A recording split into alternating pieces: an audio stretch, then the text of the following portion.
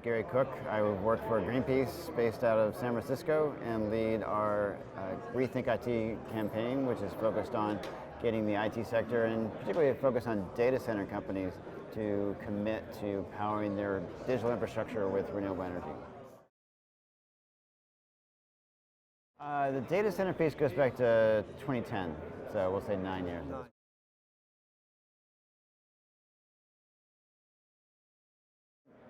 When we got started and came to some of the data started attending the data center conferences and talking to companies in the sector, you get the feeling as though it's all about efficiency, right? You go to conferences, Uptime Symposium or something, and you have a discussion, a panel on energy efficiency and renewables, and they'd start the discussion on energy efficiency, and they'd go, well, we can talk about renewables, but it's not ready for prime time. And you just had a real block, it seemed like, in terms of what companies could do in terms of trying to take more control of where their electricity is coming from. And so I think you starting with Facebook and then with Google and others, the bigger companies, consumer-facing companies, taking action to make large contracts for wind or deploy solar near the data centers like Apple. It really started to free up I think some of the blockage that many other companies had in terms of what's possible and doesn't make economic sense. And so I think that was, you saw that since then you've seen it progress from not just the consumer-facing brands, but bigger co-location operators, cloud companies, and you see, we see more of is more demand from customers to see better performance overall.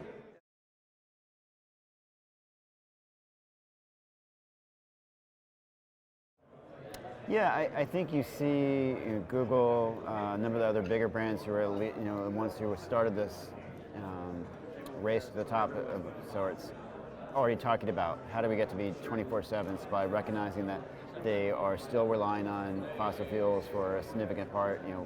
The sun goes down, the wind stops blowing. What's coming, they may be 200% renewable part of the day in terms of what they've been able to put on the grid where they have their data centers, but the other half, they're still relying on what was there in the first place. And so I think you see more companies interested in how can they do storage, how can they get involved in the advocacy to actually start to accelerate the phase out of coal plants or to demand more renewables instead of an investment in gas. The problem is a lot of the growth has still been geared to where you already have the centers of gravity in places like Virginia, where you have very low renewables, and the utilities there are really not interested in a rapid transition. And so I think companies need to get much more engaged in advocacy and need to start voting with their feet more in terms of making sure that their growth is attached to the sources they need. Because I think if you go back to look at a bit of a success story you see in Iowa, where you have some of the bigger consumer-facing and cloud brands based there, that really started to drive a shift from that utility, and that actually created competition with the neighboring state. Because when Facebook went to Iowa instead of Nebraska, Nebraska's like, oh, we just lost this company, and so we need to change our laws to make it easier so we don't lose the next one. And so I think you need to have much more, IT companies, data center operators, they have a lot of levers they could be using to drive changes in the grid, changes from the utility that would really help them achieve that vision of being 24/7 and much faster timescales than they're currently on.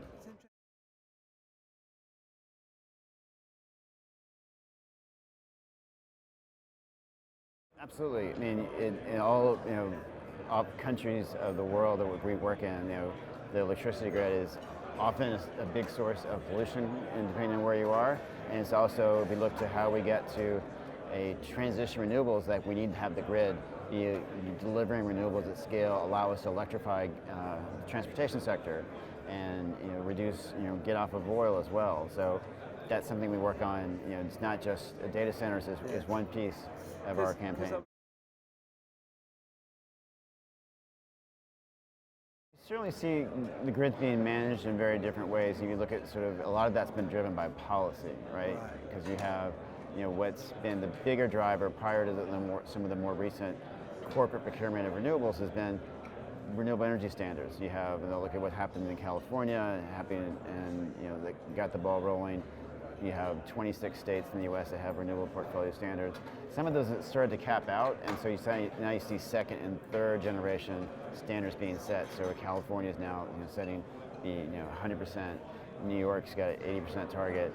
So you see that that's now driving the next round of investment.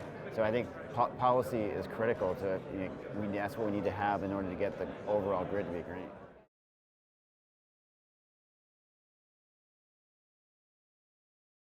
I think you already see in many markets in the U.S. and elsewhere where particularly solar and storage are cheaper in terms of levelized cost of energy than gas.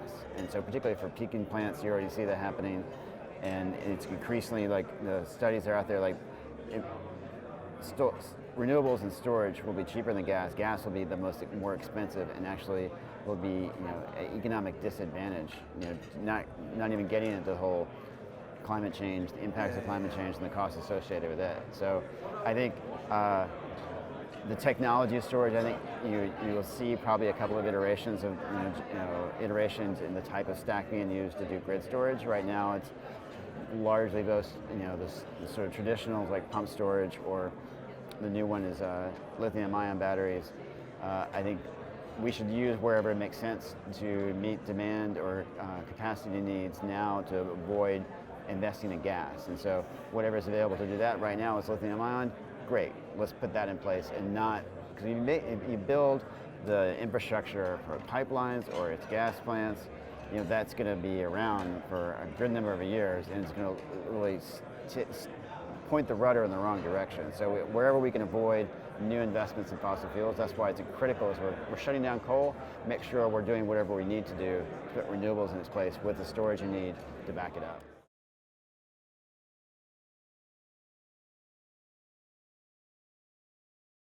Yeah, no, I think you see that starting to happen a bit in California now, where sort of like the data center is viewed as sort of prosumer, sort of grid resource that they can help, whether it be managing their load or providing on-site backup power, particularly for batteries, to sort of minimize peak shaving, or minimize during peak where it's needed by the grid.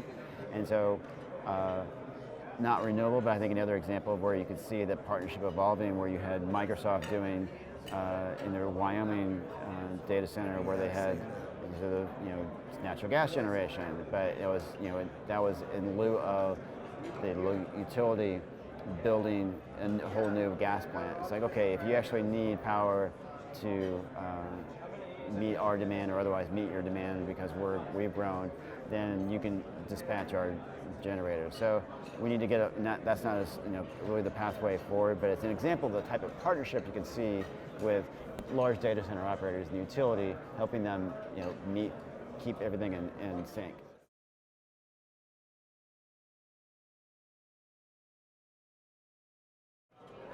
Yeah, hydrogen definitely has the potential. It's like potentially as a storage mechanism, and getting to I think you see more and more closer from a cost basis, competing, like where you could actually have, where you have excess renewable supply, being able to convert that into hydrogen, and use it, seasonally or other times of the day. My concern would be is like, because I've seen this pitched by some of the gas focused utilities, where they're like, okay, yeah, we're gonna do this, but we need to build out the infrastructure, and say in pitching that you can use hydrogen. I say, we'll do gas for now, but we'll convert it to hydrogen. But generally, it doesn't work that way. It's about the chemistry and the molecular density of hydrogen versus methane, and that infrastructure is not going to be used. You can't just plug hydrogen into it. And so I think you need to be very careful about, we need to make sure we don't invest more in fossil fuel infrastructure. Yeah, I get that. And so using fuel cells that currently are using methane, that might be a way to go forward. But if you're doing that in a scaled basis, where you're then going to build a whole delivery network to do that, that's where I'd question whether that's a good investment.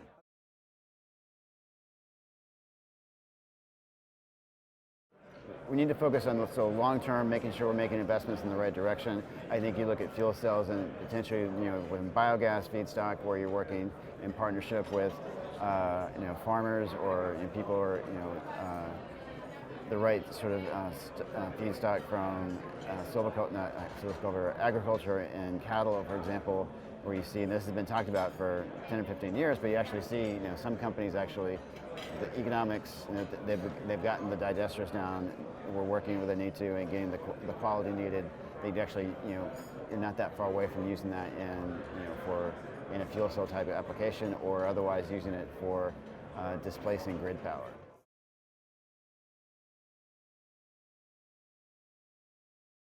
I haven't seen as much recently on that, to be honest. I think you had sort of a wave of that a few years ago, but I haven't seen it, especially in the hyperscale guys and the colos. I haven't heard of anyone recently making that a big priority.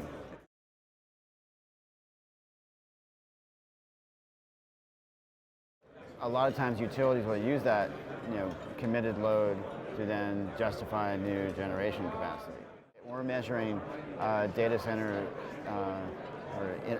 operators or internet companies, and in the clean report, we're not looking at consumption data. That's, companies should be reporting that, but we're also looking at, basically how's the utility going to see it in terms of okay, you've made this investment, this is going to draw, potentially this amount, and so how have you met that with an equivalent amount of renewable supply, or are you otherwise, if you're not, then you're driving whatever the mix is on the grid.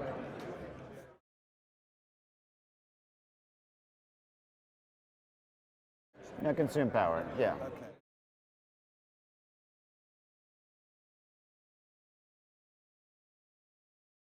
We've seen, I think, quite a bit of change in the last 9 years, but now we've sort of seen, we've gone way beyond perfect concept. We sort of have recognition that, the responsibility, and now you need to focus on execution and follow through.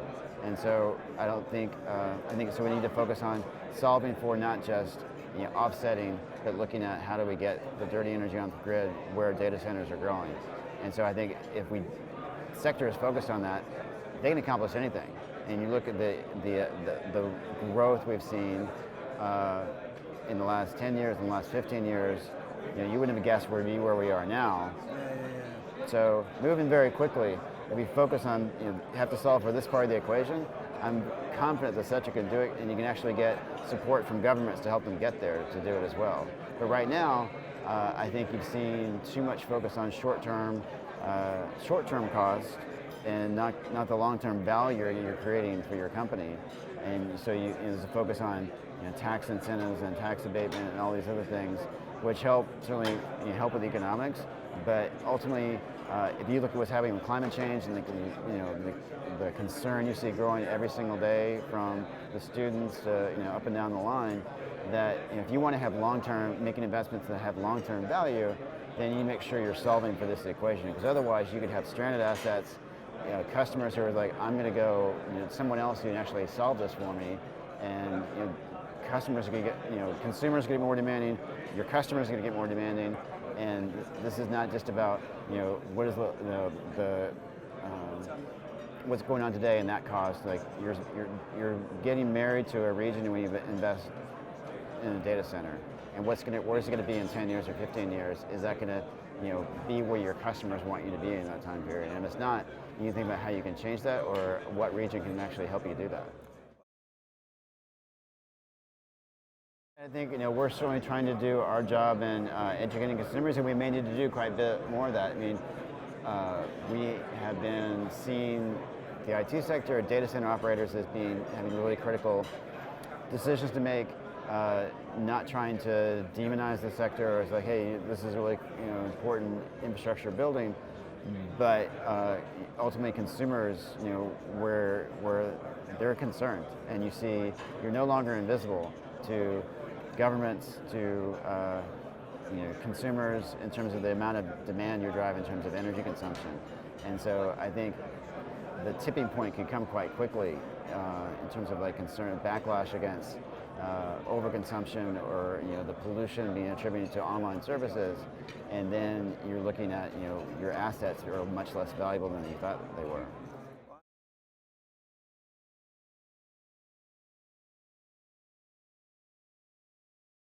You're certainly seeing a lot in the EU level, and I think you're starting to see some of this in U.S. states like California and New York, where they're looking at, okay, what is the impact? Like CUE, carbon utilization, effectiveness. Yeah, although I mean that's a one metric, but no one reports on that, right? And so if you start having governments require that or something that would get at the operational carbon, the embedded carbon. I think you've seen a lot of that happening at the in Brussels right now, sort of trying to get a better handle on that, and probably setting some requirements on, probably initially on more the device side rather than the cloud side, but that can quickly change.